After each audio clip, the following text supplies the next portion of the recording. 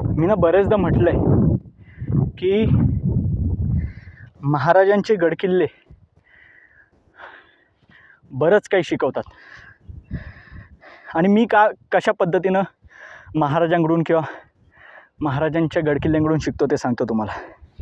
मी आता एक मिनिट पूर्वी मी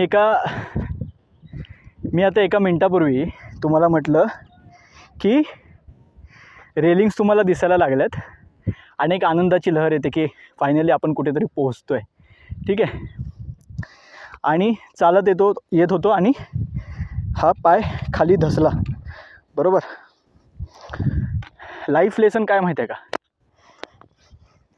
अनेकदा तुम्ही तुमच्या ध्येयपूर्तीपर्यंत पोहोचलेले असता आणि शेवटचा एक टप्पा असतो आणि तुम्ही इतके एक्साईट होता की अरे यार यस आपला विजय पक्का आहे. आणि नेमकं त्या काळामध्ये तुमचं एक पाऊल चुकतं आणि तुमचा पाय असा खोलात जातो. सो आत्ता ह्या प्रसंगातून मी एक गोष्ट शिकलो की समोर तुमचे यश दिसतंय, तुमची ध्येयपूर्ती दिसते, कीप काम. स्वतःला शांत ठेवा आणि सांगा की भाई एवढंच राहिले, शांततेत. चला.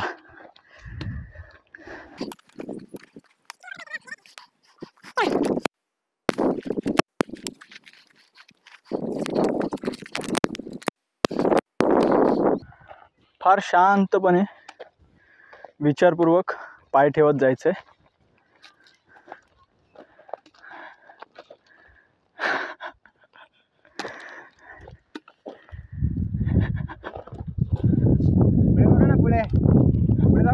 कसं पुढे बघा ना, पुढे.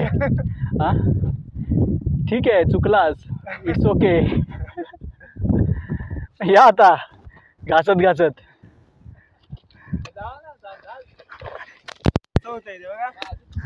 कॅमेरा आहे ना, एक पाय फर्म ठेवा. ठीक आहे. कारण कुठला तरी एका पायाला तुम्हाला खाली घसरावं लागू शकतं, घसरण्याची वेळ येऊ शकते. हे बघा आता माझ्या दृष्टीनं मला ही वाट, ही बघा,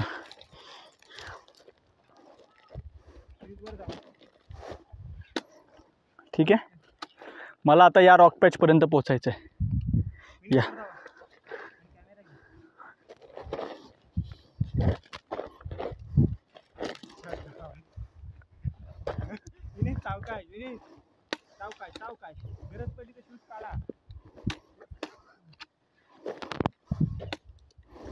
फायनली छोटी छोटी पावलं टाकून आपण इथपर्यंत पोचलो आहोत. आता ही दगडं लागली.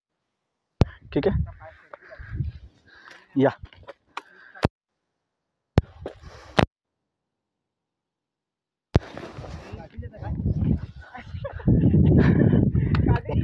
काठी लागेल.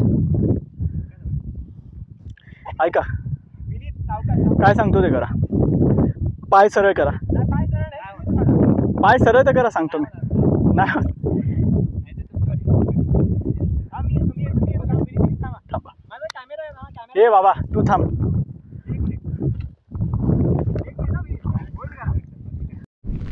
टेक्निकली ही वाट अशी तिथे सरळ जाऊन अशी क्रॉस इथे वर येतो. हां इथे बघा, इथे स्पष्ट दिसते वाट.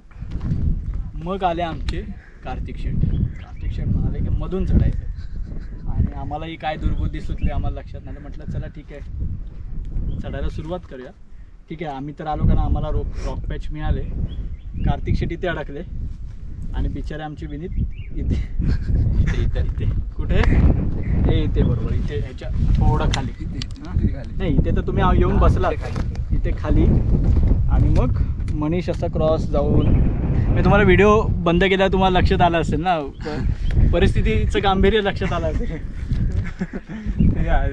मी आलो होतो सगळीकडे जातो, स्वतःच्या मागून घेऊन जातो, वर जाऊन बसतो आणि बाकीच्यांची मजा बघत बसतो.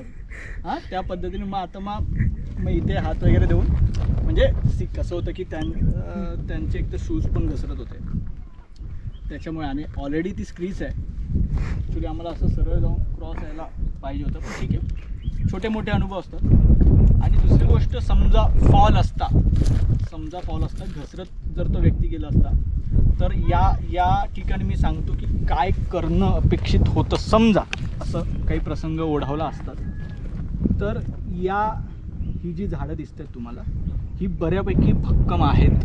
तुम्ही जेव्हा घसरत जाताय तेव्हा तुम्हाला प्रयत्न करायचा आहे. बघा, घसरत जाताय तर तुम्हाला लागणं आहेच, तुम्हाला खरचटणं आहेच. मग अशावेळी शेवटचं आपलं कर्तव्य काय की जीव वाचवणं पहिलं म्हणजे. त्यामुळे जसं पॉसिबल होईल तसं स्वतःला कुठेतरी अडकवून ठेवण्याचा प्रयत्न करायचा. म्हणजे आता मी आपल्या विनीतला वर आल्यावर सांगतोय, ठीक आहे, त्या पोझिशनला मला सांगता पण येत नव्हतं, विनीत फॉल आला तर पकडा पहिलं झाड.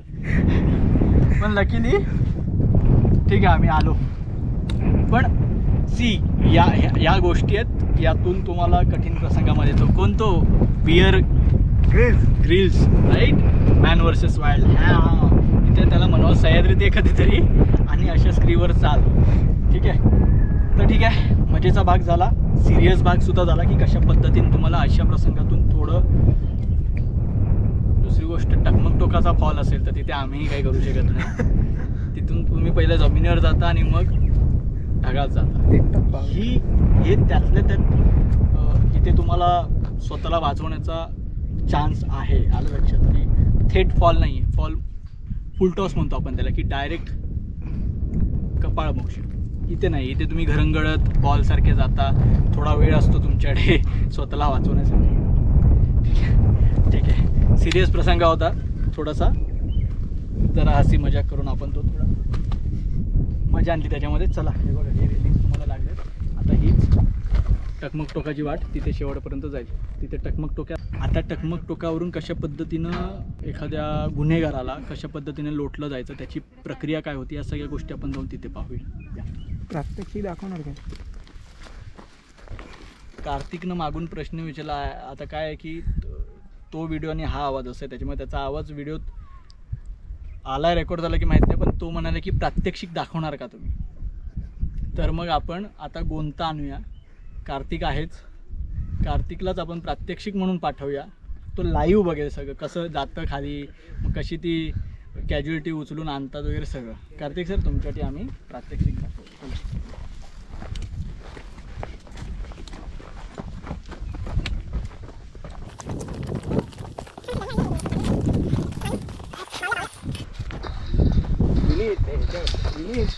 पण तुम्हाला ते 4 सेकंदासाठी काय वाटलं होतं? काय ज्यावेळी तुम्ही वाटलं सरकतं वाटलं, मी थांबलो, पाठी पकडून ठेवलं.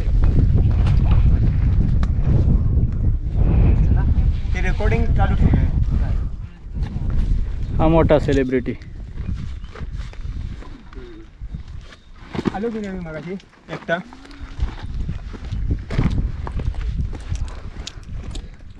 चला काय बाजूला जायचं ना? टकमक टोकाकडे.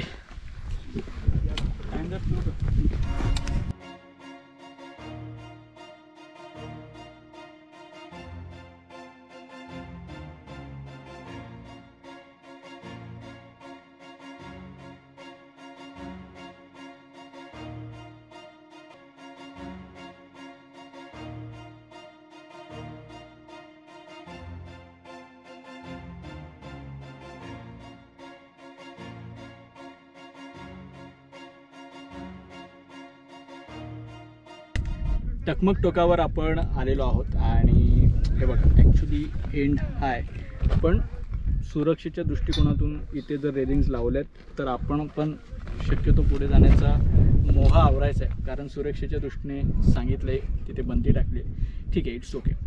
तर टकमक टोकाचं प्रमुख कारण काय, म्हणजे टकमक टोक का ओळखला जातो, तर कडेलोटाची जागा, रायगडावरची कडेलोटाची जागा. अर्थात छत्रपती शिवाजी महाराजांच्या कारकिर्दीमध्ये कोणाचाही कडेलोट झालेला नाही. मात्र कसं असतं, जेव्हा एखादं राज्य तयार होत असतं तर त्याचं संविधान पण तयार होत असतं की कशा पद्धतीनं ते चालणार आहे. ओके, कॉन्स्टिट्यूशन, की काय नियम असतील, अमुक गुन्हा झाला तर काय त्याला शिक्षा असेल, ती शिक्षा कशी त्याची अंमलबजावणी केली जाईल, तर ह्या सगळ्या गोष्टी लिहिलेल्या असतात. त्यानुसार शिवकाळामध्ये समजा एखाद्याला कडेलोटाची शिक्षा झालीच तर काय प्रक्रिया होती, तर त्याला टकमक टोकापर्यंत आणलं जायचं. ठीक आहे. त्याच्यानंतर त्या कैद्याला पूर्णपणे एखाद्या गोंत्यामध्ये, एखाद्या गोणीमध्ये कोंबलं जायचं. ती गोणीवरून बांधली जायची, त्याच्यावर मोहर उठवली जायची. ठीक आहे. त्याची ओळख, त्याचं नाव, त्याच्या सगळ्या गोष्टी त्यावर लिहिल्या जायच्या आणि त्याच्यावर मोहर उठवून त्याला इथून लोटलं जायचं.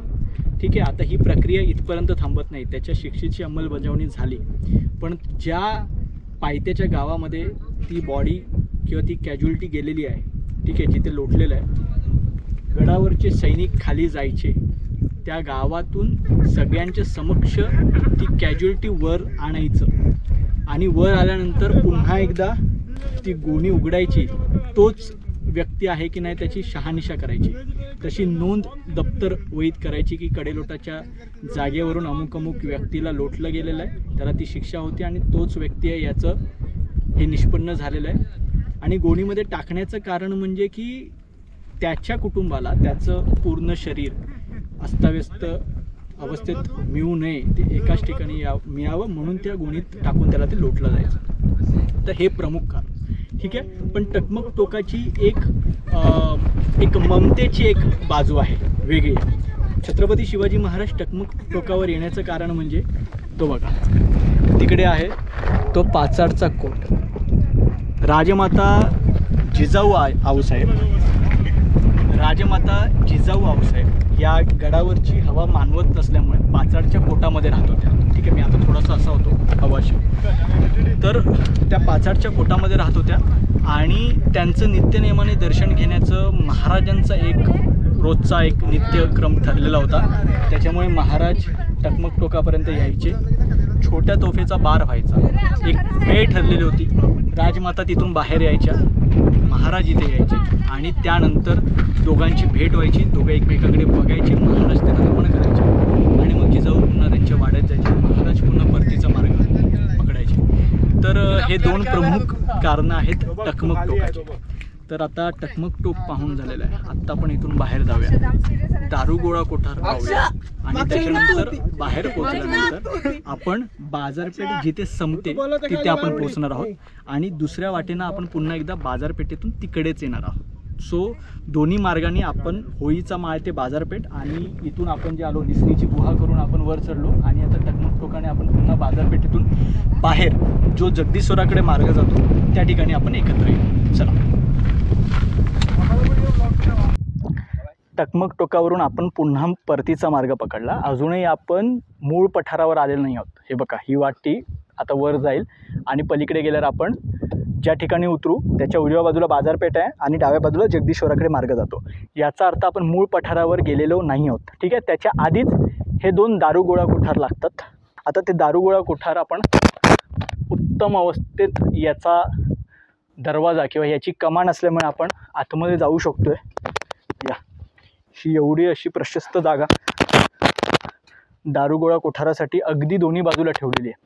आता एक खास कारण म्हणजे आता समजा हे दारुगोळा कोठाराची खालची बाजू बघा. आता हा तर ऑलरेडी भराव आहे, हे आणखी खाली असणार फुटभर.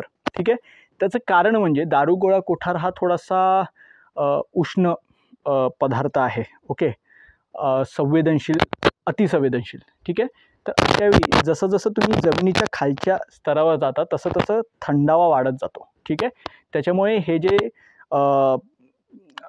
तोफगोळे असतील किंवा इतर दारुगोळा असेल सगळा, तर तो जितका जमिनीच्या खालच्या लेवलपासून ठेवता येईल तितका प्रेफर केला जायचा. त्याच्यामुळे याचं बांधकाम तुम्हाला बसकं दिसेल थोडं. त्या लेवलला नाही आहे. रेग्युलर लेवलला जे इतर ज्योती आहेत त्या लेवलला ही आतली बाजू नाही आहे. ठीक आहे. हे बघा आता हा सगळा भाग भराव असल्यामुळे धसलेला आहे खाली आणि त्याच्यावर हा भराव आहे. ठीक आहे. तर एकंदर तुम्हाला लक्षात आलं की ही बसकी वास्तू काय आहे. ठीक आहे. आता याच्या पुढेच आपल्याला हा एक झाला आणि समोरच्या बाजूला इथे हा दुसरं कोठार आहे हे. ठीक आहे. आणि आता हे दोन्ही कोठारं पाहून झाल्यानंतर आपण ही उजवीकडची वाट पकडायची आणि सरळ इथून आता वर चढत आपल्या जगदीश्वराच्या मार्गाकडे लागायचं. ठीक आहे. चला पटपट चला.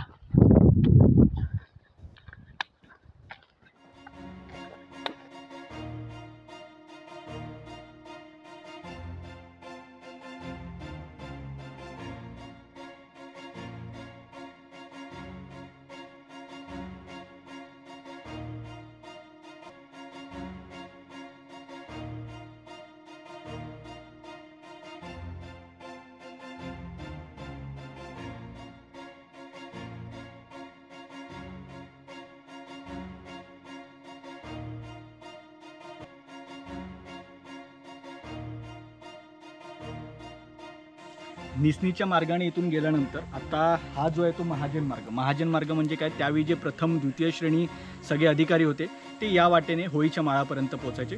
आता आपण त्या वाटेनं जाऊ आणि ज्या ज्या गोष्टी वाटेत लागतील त्या पाहूया. चला.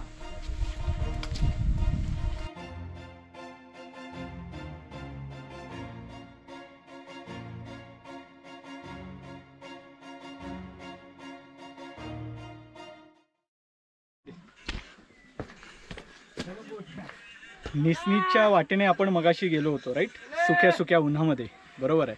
तर तो सगळा आमच्यावर बेतलेला प्रसंग तुम्ही पाहिला की ते कसं चढावं लागलं आणि ते वगैरे. त्यामुळे आम्ही तुम्हाला सांगितलं की गरजेचं नाही की तुम्ही तिकडून याल.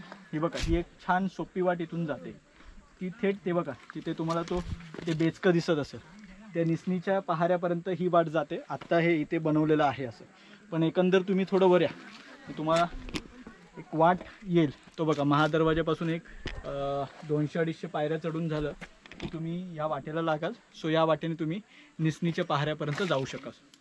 सो ही सेफ वाट आहे, शक्यतो हीच वापरा. ठीक आहे, चला.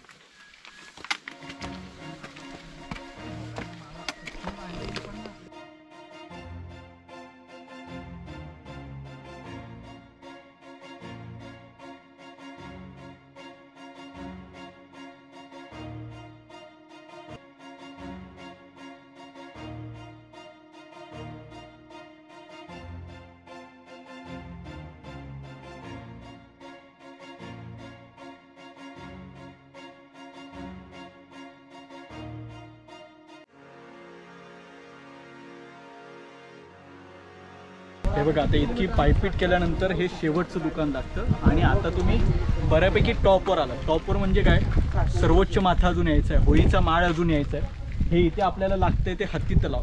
पण हत्ती तलाव पाहण्यापूर्वी आपण काय करायचं, हत्ती तलावाच्या अगदी समोर हे बघा इकडे लोखंडी स्तंभ आहे. बऱ्याचदा काय होतं, आपण दमून थकून येतो आणि याच पायरी वाटेनं चालायला सुरुवात करतो, डावीकडे नजर जात नाही.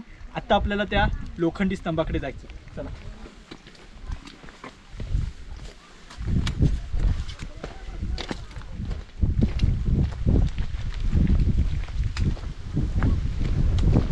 दुर्दैवानं आज लोखंडी स्तंभाला आता हे स्ट्रक्चर बांधलेलं आहे.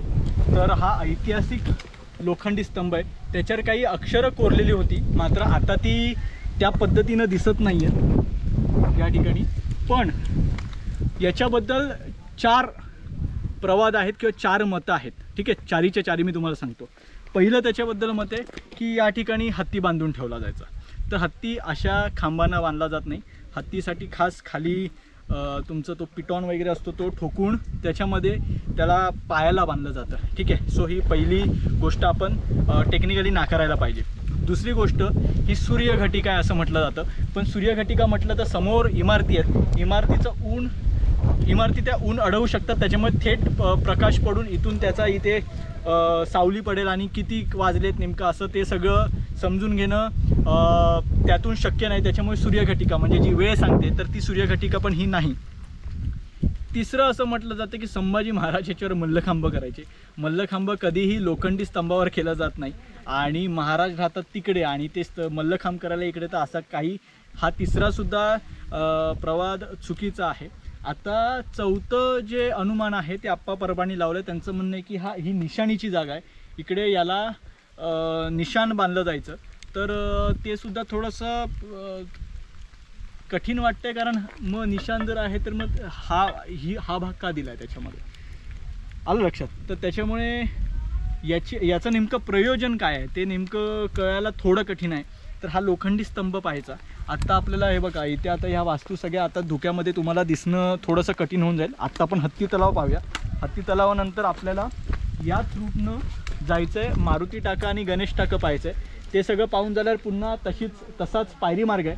पायरी मार्गाने आपल्याला वर चढून शिरकाईचं घरटं लागेल, नवीन घरटं. जुनं घरटं होळीच्या माळावर आहे. त्यानंतर मग थेट आपण होळीच्या माळावर पोचतो. तिकडून आपल्याला काय करायचं आहे, तर आपण निसनीच्या वाटेने येणार आहोत बाजारपेठेकडे, म्हणजे हुजूर बाजारात. मग आपल्याला या बाजूनं सगळं ह्या ज्या सांगितल्या त्या गोष्टी करत हुजूर बाजारात जायचं आहे. हुजूर बाजाराची माहिती ऐकायची आणि मग एका ठिकाणी येऊन भेटायचं आहे. चला.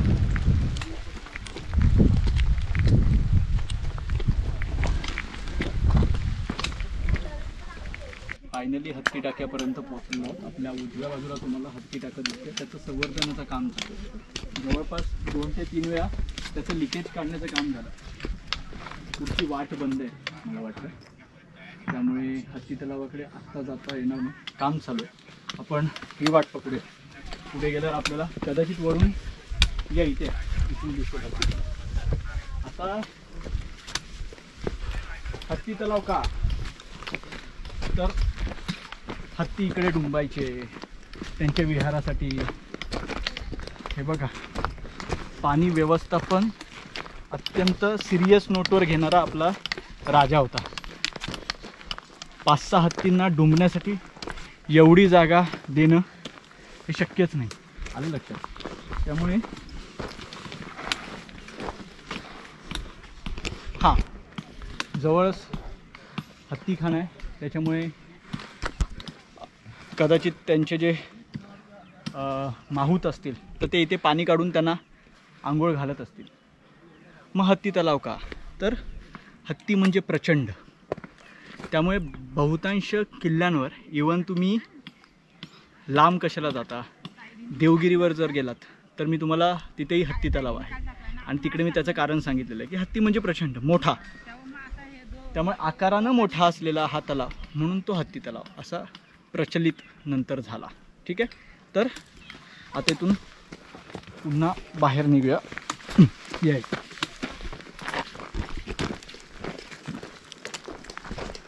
मला माहिती आहे तुम्हाला तो प्रश्न पडला आहे की 2 हत्ती आणले लहानपणीच, मग ते राज्याभिषेकाच्या वेळी वापरले गेले. तर मला वाटतं आपण ते नगारखान्याची ती गोष्ट ऐकण्यात जास्त मला वाटतं तुम्हाला मजा येईल.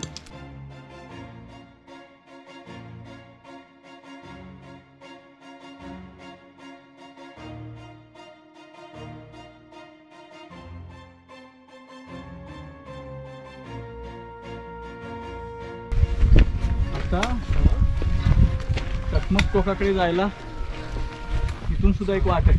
हे बघ, इथे तसं रूट दिलेलं आहे. मारुती टाकं किंवा हनुमान टाकं, या पाहूया.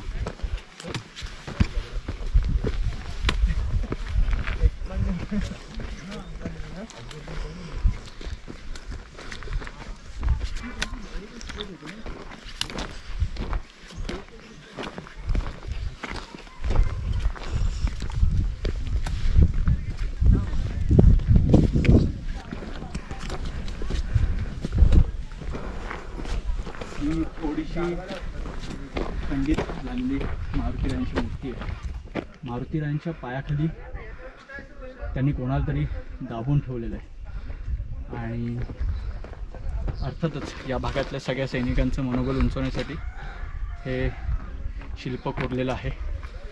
याही ठिकाणी कुठलं तरी शिल्प होतं, पण ते काळानं निघून गेलेलं आहे. असं म्हणतात की जवळच गणेश टाकं सुद्धा, आणि इथे गणेशाचंच शिल्प होतं.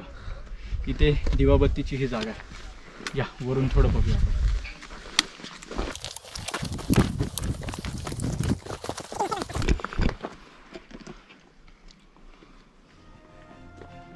चला,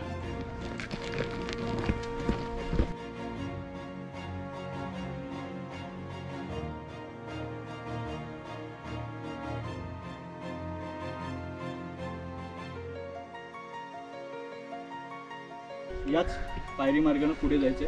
आता आपल्याला शिरकाईचं घरटं लागेल. चला,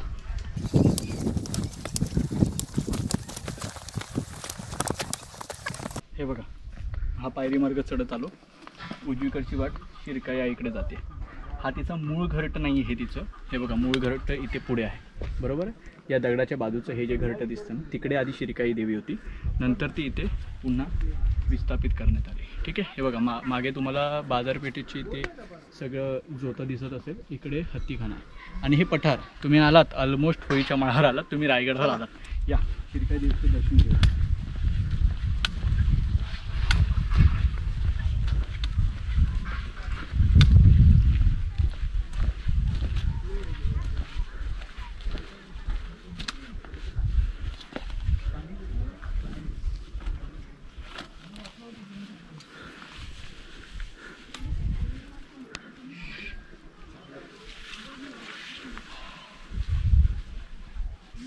देवता.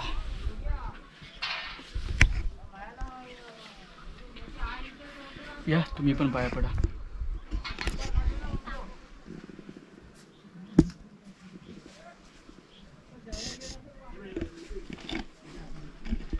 ठीक आहे, तुमच्या वतीनं सगळ्यांनी एकत्र मिळून घंटी नट करूया, देवी आईला प्रार्थना करूया. ही जी रायगड सिरीज आहे ती तुझ्या आशीर्वादानं अगदी छान पद्धतीने अधिकाधिक लोकांपर्यंत पोहोचते. जय आई शिरकाई. आता शिरकाई आईच्या मागेच ह्या बघा, या 2 देव्या दिसतात. ठीक आहे, वेगवेगळ्या. आता यामध्ये सोंडाई किंवा सोमजाई आणि झोलाई, रायगडवाडी आणि हिरकणीवाडी त्यांची दैवत त्यावेळी मदार मोर्चाचे ते मी तुम्हाला सांगितलं होतं बघा, की स्थानिक देवता त्या सैनिकांनी वर आणली होती. ठीक आहे, ती कालांतरानं मदार मोर्चावरून सुरक्षितरित्या इथे आणून ठेवण्यात आली. ती आता इथे एक सतीशिळा सुद्धा आहे. आणि दुर्दैवानं विरगळी आणि सतीशिळा, विरगळी म्हणजे काय की एखाद्या वीर योद्ध्याच्या त्याच्या सन्मानार्थ त्याची विरगळ तयार करून घेतली जाते. आणि दुसरं म्हणजे सतीशिळा. आता या गडावर दुर्गेश्वर श्रीमान रायगडावर आत्तापर्यंत सती गेलेल्या एकमेव त्या म्हणजे शककर्ते शिवाजी महाराज यांच्या पत्नी महाराणी पुतळाबाई. ठीक आहे, तर त्या सती गेल्या होत्या. पण दुर्दैवानं त्यांची जागा आज शिरकाईच्या घरट्यात कुठेतरी एका बाजूला आहे. छत्रपती शिवाजी महाराजांची जिथे समाधी आहे तिथे पुतळाबाईंनी संभाजीराजे पुन्हा पन्हाळ्यावरून रायगडावर आल्यानंतर तिथे त्या सती गेल्या होत्या. दुर्दैवानं तिथे आज दुसरीच समाधी आहे, दुसरं स्मारक आहे. आपण तिथे गेल्यावर त्याबद्दल सविस्तर बोलूच. पण आता तुर्तास सतीशिळा, विरगळ, झोलाई आणि सोंडाई देवी आणि आई शिरकाई आईचं दर्शन घेऊया. आणि आता पुढे आपल्याला इथे हा होळीचा माळ जवळपास लागलेला आहे. आता शेवटच्या 15 पायऱ्या चढून आपण होळीच्या माळावर येऊ, बाजारपेठेची माहिती घेऊ, जिथे आपण काल टकमक टोकारून येऊन जिथे आपण भेटलो त्या स्पॉटला एकत्र येऊ आणि या भागाची सांगता करू. हे बघा, शिरकाई आईचं दर्शन आपण तिकडे घेतलं, बरं चढलो आणि आपण आलो कुठे, होळीच्या माळावर. मी तुम्हाला म्हटलं तो मूळ घरटं शिरकाई आईचं ते होतं, ते बघा. ठीक आहे, आत्ता आपण होळीच्या माळावर आहोत. मात्र आपण होळीच्या माळाबद्दल आत्ता माहिती जाणून घेणार नाही आहोत, कारण आपण ज्या पद्धतीनं रायगडाचे 3 भाग केलेत, एक लष्करी विभाग, नागरी विभाग आणि राजविभाग, तर होळीचा माळ हा राजविभागात येतो. त्याच्यामुळे आपण राजविभाग जेव्हा सुरू होईल तेव्हा होळीच्या माळाबद्दल बोलू. इकडे त्यावेळीचा हत्तीखाना होता, मात्र आता तिकडे पुरातत्व खात्याचं स्टोअर रूम आहे, सगळं सामान तिकडे असतं, त्याच्यामुळे तिथे जायला परवानगी नाही. आत्ता इथे आपल्याला बाजारपेठ लागते. बाजारपेठ खऱ्या अर्थानं संवेदनशील विभागात होती. राजदरबार, राजविभाग हा अतिसंवेदनशील विभागामध्ये होता, त्याच्यामुळे सामान्य लोक थेट बाजारपेठेच्या पुढे निघायचे. ठीक आहे, आता बाजारपेठेबद्दल बऱ्याच गोष्टी जाणून घेऊ या. आता मुळातच याला बाजारपेठ म्हणतात, याच्याबद्दल दावे प्रतिदावे आहेत. अनेक ठिकाणी हुजूर बाजार म्हणून याचा उल्लेख झालेला आहे किंवा नगरपेठ. ठीक आहे, आता त्याच्यामागचं कारण मी तुम्हाला सांगतो की कुठल्याही राजधानीच्या ठिकाणी कधीही बाजारपेठ वगैरे नसते. ठीक आहे, महाराजांचा राजदरबार इथे हाकेच्या अंतरावर आहे, त्याच्यामुळे अशा ठिकाणी दुतर्फा असलेली बाजारपेठ वगैरे महाराज तयार करणार नाही, आलं लक्षात. त्यामुळे आता हा हुजूर बाजार किंवा नगरपेठ, मग ते कसं, तर स्वराज्य जेव्हा निर्माण झालं, महाराजांचा राज्याभिषेक झाला, महाराज छत्रपती झाले, त्यानंतर स्वराज्य चालवणंसुद्धा महत्त्वाचं होतं ना. फक्त स्वराज्य निर्माण केलं म्हणजे ते चालेलच असं नाही आहे, त्याच्यासाठी लागतो पैसा, त्याच्यासाठी लागतं उत्पन्न. मग स्वराज्याचं उत्पन्न निर्माण करणार कसं? मग त्यासाठी महाराजांनी जो आपल्या स्वराज्याच्या 4 चौकटीमध्ये, जिथे आपली चौकट होती स्वराज्याची, आपली जी सीमा होती, त्या सीमेच्या आतमध्ये जो व्यवहार चालतो, मग तो जमिनीवर असू दे नाहीतर पाण्यावर चालणारा व्यवहार असू दे, जलमार्गामध्ये. ठीक आहे, तर या सगळ्या व्यवसायावर वचक ठेवण्यासाठी, त्यातून मिळणारा कर मिळवण्यासाठी महाराजांनी एक प्रक्रिया निर्माण केली. ती प्रक्रिया जिथून चालायची, ती सगळी सिस्टीम जिथून चालायची ती ही नगरपेठ अर्थात हुजूर बाजार. आता महाराजांनी हा सगळा व्यवसाय छत्रपती झाल्यानंतर सेंट्रलाइज करायला सुरुवात केली. आता मी तुम्हाला त्याचं एक उदाहरण सांगतो, ठीक आहे. आता पण एक काम करू, ते सगळं उदाहरण आपण आतमध्ये जाऊन पाहूया. आता तुम्हाला हे कल्पना असेल की तुम्ही वारंवार वाचलं असेल की याची उंची एवढी काय, तर घोड्यावर बसून तुम्हाला इथे व्यवहार करता येऊ शकतो. आता आतमध्ये या, तुम्हाला समजा हे बघा माझ्या हातात कापड आहे, मी माझं कापड घेऊन आलो आहे, ठीक आहे. मी माझा माल सगळा बंदरावर उतरवलेला आहे. तुम्हाला माहिती आहे की कोकण किनारपट्टी रायगडापासून जवळच आहे. मी सगळा माझा कापडाचा माल, त्यातला सगळे जे तागे आहेत ते मी बंदरावर उतरवून ठेवलेत. त्यातला काही भाग मी दाखवण्यासाठी गडावर आणला आहे. हा मी गडावर आणला, इथे माझी नोंद झाली की बाबा माझं नाव अमुक अमुक आहे आणि हा माझा कापड आहे आणि हे कापड मी विकण्यासाठी आणलेलं आहे. मला हे अमुक अमुक ठिकाणाहून म्हणजे बंदरावरून तिकडे न्यायचं आहे, अमुक अमुक एका ठिकाणी न्यायचं आहे. समजा आपण पकडून चालूया की मला जयगड बंदरावरून हा माल मला साताऱ्याला न्यायचा आहे, ठीक आहे. मग माझी नोंद झाली. इथे आल्यावर आणखी एक विभाग बसलेला आहे. या विभागामध्ये माझं कापडाची क्वालिटी चेक झाली, सगळं चेक झालं आणि त्यांनी सांगितलं की ठीक आहे, हा काय माल आहे, कितीचा आहे, हा कुठल्या कर प्रणालीमध्ये बसतो, ह्याचा स्लॅब किती आहे, ह्याच्यावर किती कर तुमचा बसवला जाईल, काय जाईल, हे सगळं इथे ठरवलं. ओके, त्याचा परवाना बनला सगळा. त्याचा परवाना बनल्यानंतर त्याचा खरेदी खत या सगळ्या गोष्टी म्हणजे खरेदीकार आणि विक्रीकार दोन्ही गोष्टी म्हणजे दोन्हीच्या बाजूने तो कर म्हणजे तुमचा सेल्स टॅक्स असेल किंवा एक्साईज ड्युटी सगळं ज्या काही गोष्टी असतील त्या तुमच्या सगळ्या ठरल्या. इथे आल्यानंतर तुमचा व्यवहार सगळा झाला. तुम्ही तुमचे पैसे भरले, कर रूपी जो काही तुम्हाला टॅक्स द्यायचा होता, कर द्यायचं होतं ते होऊन भरले किंवा तुम्ही जी काय तुमचे त्यावेळीचं चलन होतं ते सगळं तुम्ही भरलं. तुम्ही सगळा माल दाखवला आणि त्यानंतर तुम्ही आलात बाहेर. आणि इथे आल्यानंतर कदाचित मी एक प्रात्यक्षिक सांगतो की कशा पद्धतीने हे वर्कआउट होत असेल. समजा हे आता हे जे दालन आहे ते कापडाचं आहे, तर आपण कापड म्हणून आपण विचार करतो. इथे आल्यानंतर मला माझे सगळे खरेदी खत, माझा जाण्याचा परवाना, कारण मला समजा पकडून चला की जयगडवरून साताऱ्यात जायचं असेल तर अमुक अमुक घाट लागतात, अमुक अमुक चौक्या लागतात, अमुक अमुक पहारे लागतात. तर त्या सगळ्या ठिकाणी जात असताना मला महाराजांचा परवाना दाखवावा लागेल. म्हणजे स्वराज्यावर मला जो शिक्का मिळाला आहे की हा परवाना आहे, इथून तुम्ही आता साताऱ्यापर्यंत जाऊ शकता, तुम्ही साताऱ्यापर्यंत तो तुमचा सगळा कर भरलेला आहे. तर ते मला मिळाल्यानंतर मी इथून निघालो. चला झालं, माझा सगळा व्यवहार झाला. पण व्यवहार संपलेला नाही आहे. व्यवहार फायनल कुठे होणार, हे सगळे कागदपत्र आणि हे सगळे परवाने घेऊन मला जावं लागणार सेक्रेटरिएटमध्ये महाराजांच्या इथे. आणि तिकडे सगळा फायनल जो ड्राफ्ट आहे तो इकडचा व्यक्ती नाही घेऊन जाणार.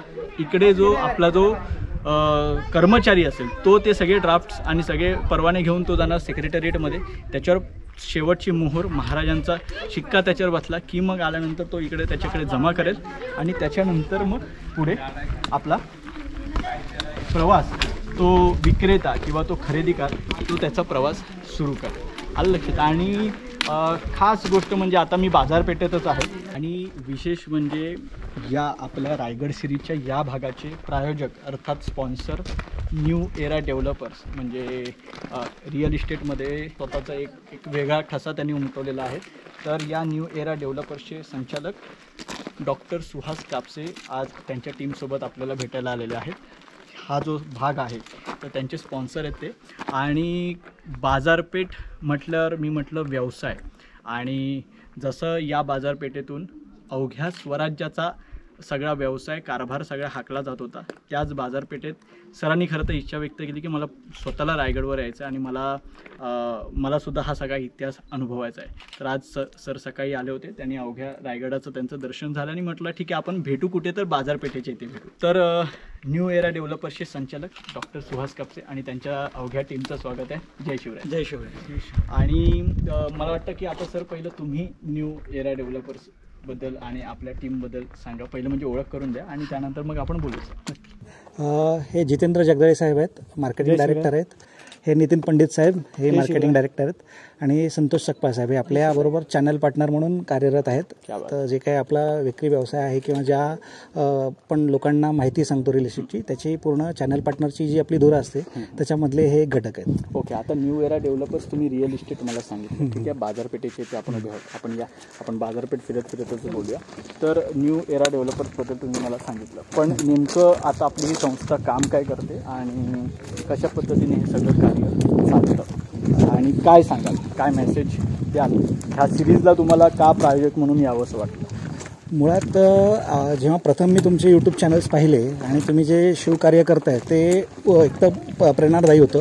त्याच्यामुळे मी तुम्हाला कनेक्ट पण झालो आणि मेळ उद्देश कसा आहे की कनेक्ट होण्याचं मेन कारण आहे की मीही फार मोठा शिवभक्त आहे.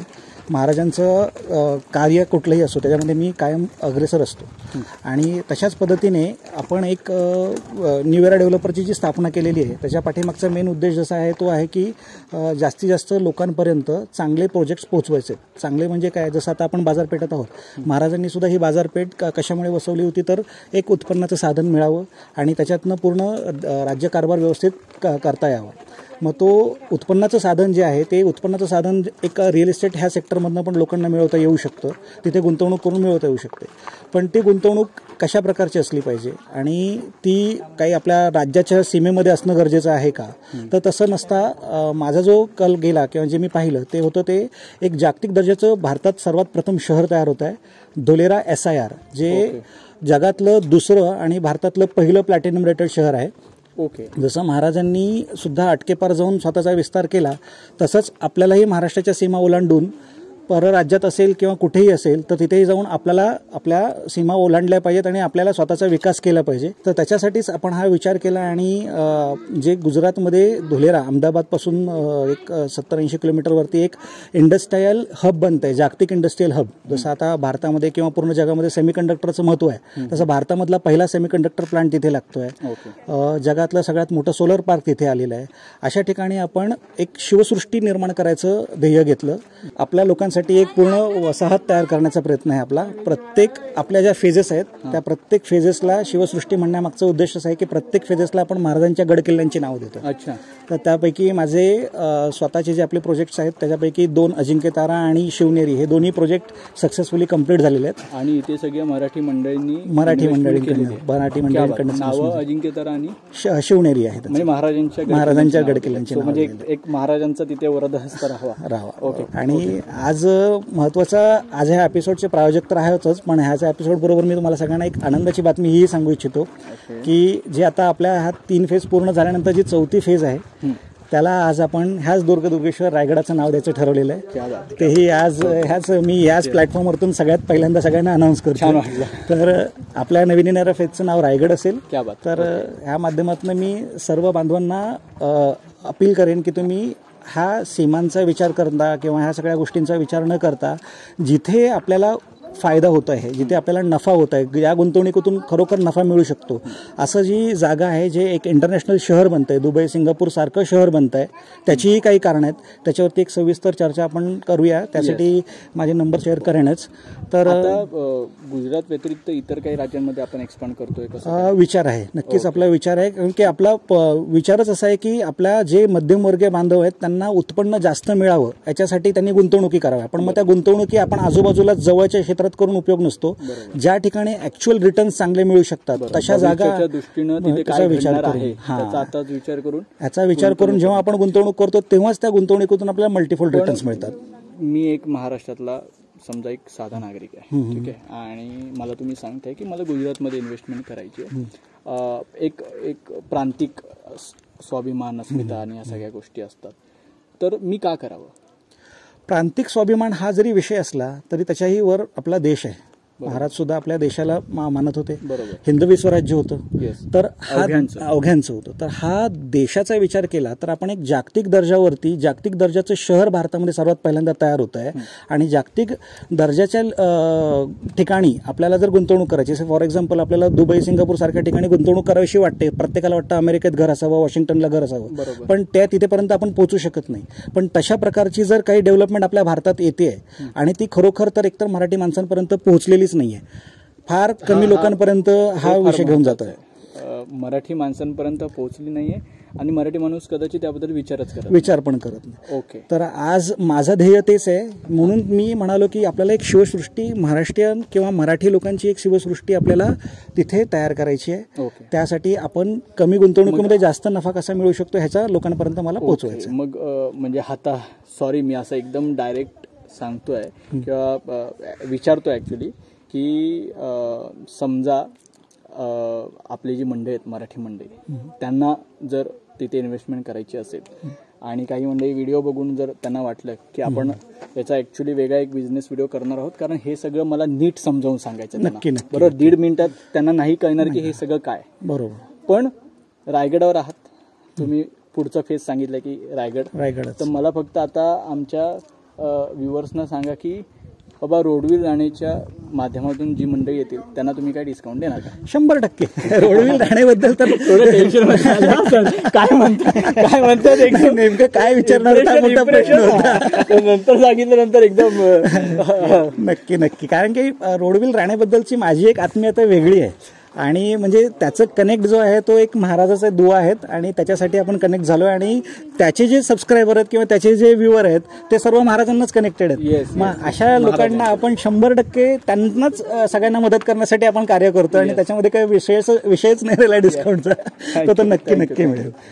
मला खूप छान वाटलं सर, कारण जेव्हा सरांसोबत माझी पहिली बैठ, म्हणजे सरांनी ॲक्च्युली मी रायगडचं एक हे टाकलं होतं की रायगड सिरीज आपण करतोय आणि प्रायोजक लागणार आहेत कारण खर्च बराच असणार आहे. सरांचा मेल आला होता आणि जवळजवळ मला वाटतं 5-6 दिवसांनी मी मेलला रिप्लाय केला होता, कारण काही इतर रेकी आणि या सगळ्या गोष्टींमध्ये होतो.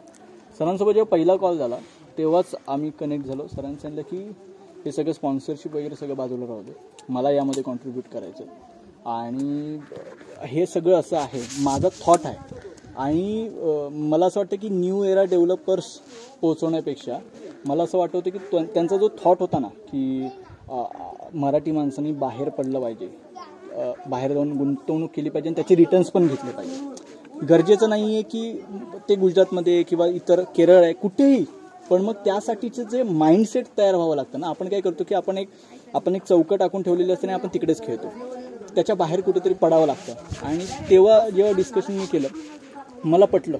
थँक्यू सो मच सर, खूप छान वाटलं तुमच्या सगळ्यांना भेटून. भेटत राहू, बोलत राहू, गड अनुभवत राहू. आणि सरांची एक छोटीशी चिमुरडी आहे, तिची आठवण व्हायलाच पाहिजे.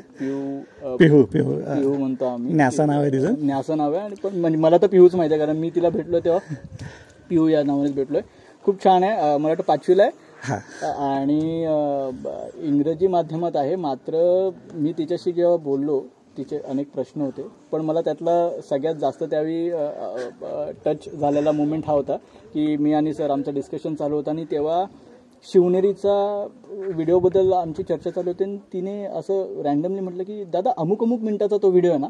म्हणजे तेव्हा मला असं आलं की किती मिनिटाचा व्हिडिओ आहे तेही तिला माहिती आहे आणि बऱ्याचशा गोष्टी तिला त्या माहिती, बऱ्याचशा गोष्टी शिकायला मिळाल्या. सो अशी छान सबस्क्रायबर फॅमिली सुद्धा तयार होते. खूप छान वाटतंय. Thank you so much. पुन्हा एकदा सगळ्यांचे आभार, धन्यवाद. आम्ही आता आमच्या प्रवासाला लागतो, पुढची बाजारपेठ एक्सप्लोर करायला लागतो. जय शिवराय.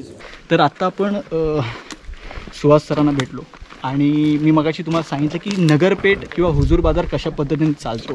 आता हे आतमध्ये तुम्हाला मी त्याचं स्ट्रक्चर दाखवतो. 4 पायऱ्या तुम्ही चढून आला. आता तुम्हाला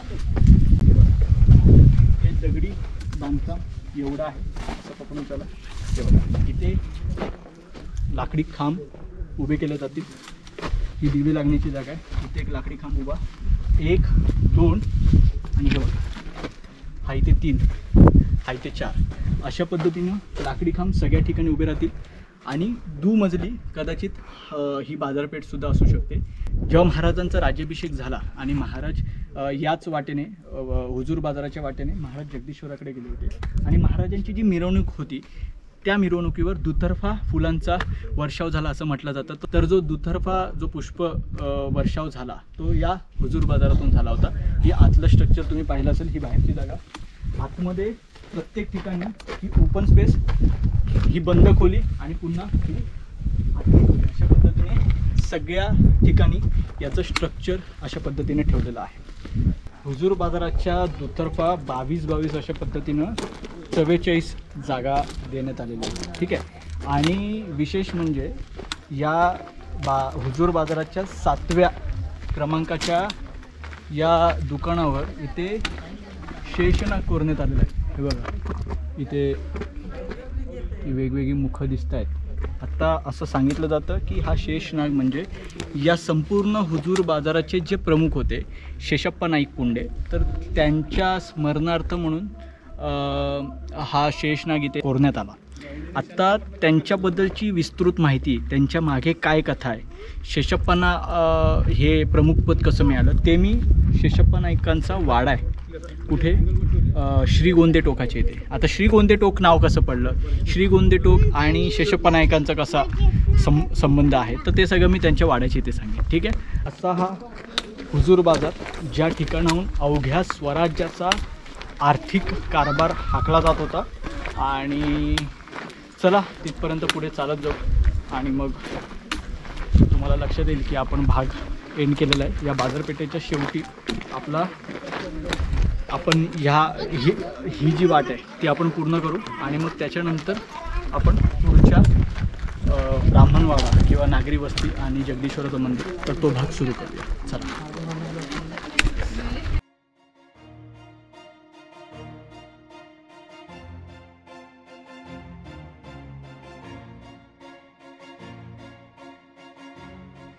हे बघा, टकमक टोकाच्या वाटेने आता आपण मूळ पठारावर आलेलो आहोत. आणि मी मगाशी म्हटलं तसं हे बघा, की बाजारपेठेचा